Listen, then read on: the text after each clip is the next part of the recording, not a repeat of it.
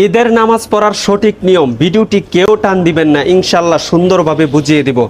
আপনি যখন ঈদগাহে ইমাম সাহেবের সাথে নামাজ পড়বেন, ইমাম সাহেব সর্বপ্রথম আল্লাহু আকবার বলে হাত বাঁধবেন, আপনিও হাত বাঁধবেন। তারপর ইমাম সাহেব সানা পড়বেন। সানা পড়ার পর ইমাম সাহেব অতিরিক্ত 3 বার তাকবীর দিবেন। আল্লাহু আকবার বলবেন, হাত ছেড়ে দিবেন। দ্বিতীয়বার আল্লাহু আকবার বলবেন, হাত ছেড়ে দিবেন।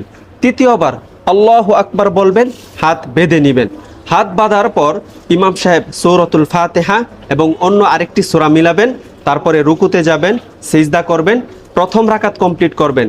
প্রথম রাকাত কমপ্লিট করার পর ইমাম সাহেব আল্লাহু আকবার বলে দাঁড়ানোর পর ইমাম সাহেব সূরাতুল ফাতিহা পড়বেন, অন্য আরেকটি সূরা মিলাবেন।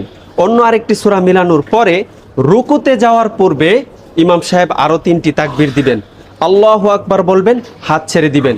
দ্বিতীয়বার আল্লাহু আকবার বলবেন, হাত ছেড়ে দিবেন। তৃতীয়বার আল্লাহু আকবার বলবেন, হাত ছেড়ে দিবেন। চতুর্থ তাকবীর আল্লাহু আকবার বলে রুকুতে চলে যাবেন।